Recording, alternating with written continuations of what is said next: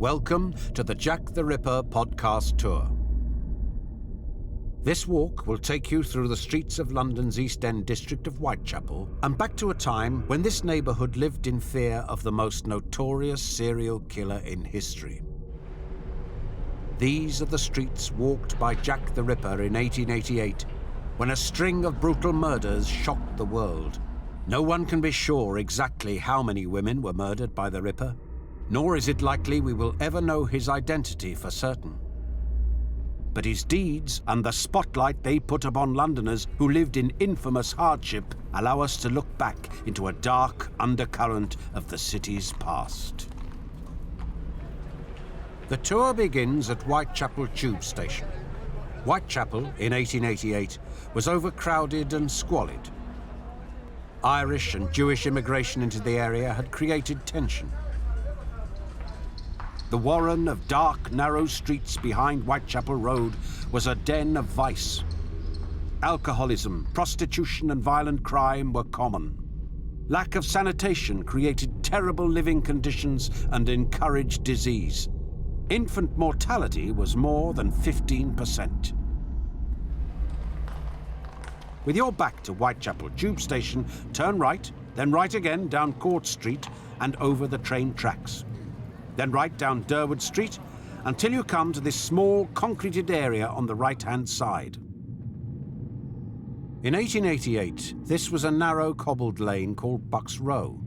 Here, around 4 a.m. on Friday the 31st of August, a cartman discovered the body of a woman. It's possible Polly Nichols was still barely alive when she was found, but soon died from terrible wounds inflicted to her throat and abdomen. Most experts consider her the first of Jack the Ripper's victims. Polly Nichols was a prostitute who worked the streets and lived in destitution. Desperation had forced her and many others to choose this dangerous trade. Perhaps surprisingly, such women were more tolerated by Victorian society than are those who work in Whitechapel today. At the time of the Ripper murders, the women selling sex were very much part of the local community. They lived in common lodgings alongside other people. They were known by other people within the hostel. But today, women are much more marginalised. They're seen as being different or other than. They experience a lot of stigma because of their involvement in prostitution and are judged for their behaviour because people don't understand the underlying reasons that involve women in the first place. The map we will be following is based upon one created by Charles Booth, a late Victorian philanthropist who conducted a survey of poverty in the East End. The map is colour-coded. Red indicated middle class, well-to-do. But off the main thoroughfares, the colours are darker. Dark blue indicates very poor and chronic want. Black for vicious, semi-criminal.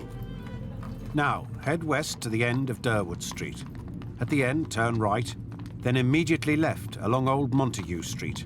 About 200 metres down, turn right onto Gretorick Street, then curl left onto Hanbury Street. After crossing Brick Lane, you'll come to an old brick brewery on the right-hand side of the road. Near where this door is, once stood 29 Hanbury Street. The north side of the street was demolished in the 1960s, but the south side retains some of the street's original character. It was in the backyard of number 29, 8 days after the death of Polly Nichols, that the body of Annie Chapman was found. The horrifying mutilation of her body immediately suggested a link with the previous murder. We've now done a whole series of studies of serial killers, and we find there's a small subgroup of serial killers who violently mutilate their victims. These individuals seem to be very disturbed individuals, psychologically have some problem in relating to the world, and they also seem to be individuals who have a tremendous anger with their victims, who really want to destroy and in some way completely eradicate their victims, and this violent assault is all part of them trying to come to terms with their anger and their hatred. The pressure was now mounting on the police to make an arrest. Elements of the press were beginning to suggest that the Metropolitan Police were dragging their feet. When the pace of the murders increased, the way the senior officers got hold of this, the appointment of Inspector Aberline to look into the cases, probably the most experienced detective in the whole force at the time, and the way extra resources were put in, officers moved from all parts of London, including P.C. Long moved from his beat in Whitehall down to the depths of the East End, show that there was a pretty rapid response. Now, undoubtedly, if you read the correspondence at the time, there was a great keenness and a great professional want to actually catch this person. The Commission was also under a great deal of political pressure. It said that Queen Victoria herself was taking an interest in these cases, and there was a great fear that it was going to promote even more civil unrest than had happened in the previous couple of years or so in central London. Go west along Hanbury Street and turn left down Wilkes Street. Turn left at the end, then right down Brick Lane.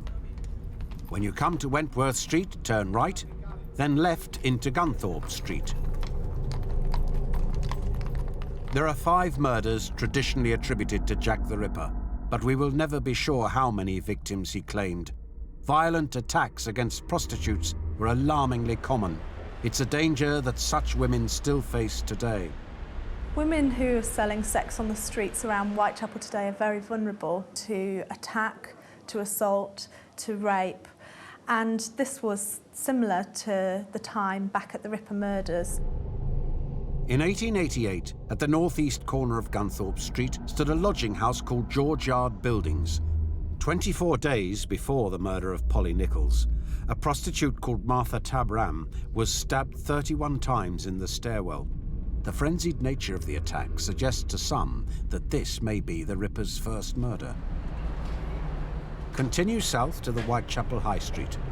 This area was once full of such little alleyways running off the main thoroughfares. They were poorly lit and could hide all sorts of dangers, but few put their confidence in the police force for protection. The police force had only been set up in 1829, and in the eyes of the public they were still very, very unpopular. They were very much seen as an arm of the government used to suppress the people and to stop the people going about doing what they wanted to do. They were paid very little. They were paid round about the same wages as an agricultural farm labourer. The officers were also subject to a great deal of violence, and if you look at the injuries on duty, particularly the reasons for death or early retirement, there's an absolute catalogue of injuries officers have sustained, some very, very serious ones. The officers didn't even, of course, have personal radios, so the only way they could summon help was to blow on their whistle. The idea being if you blew hard enough, an officer on a surrounding beat walking close to you would run to your aid. Cross Whitechapel High Street and go down Commercial Road. Turn right down Henrick Street, once known as Burner Street. On the right is a wall behind which is a school playground. In 1888, this was Dutfield's Yard, home to a sack-making business. And on the night of the 30th of September, this is where the Ripper struck again. But the body of Elizabeth Stride was not mutilated like the others. Some believe this means the Ripper was disturbed at his ghastly work. This left him unfulfilled.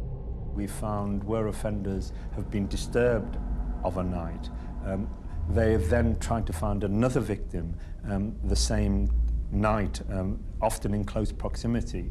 It's as if they are all sort of charged up to commit the crime, and they've got to release that pent-up energy and excitement before they can sort of rest.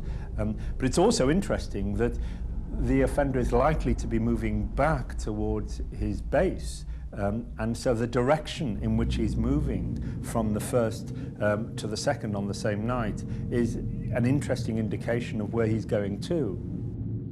The tour continues in part 2. Discover more by visiting the Jack the Ripper and the East End exhibition at the museum in Docklands until the 2nd of November 2008.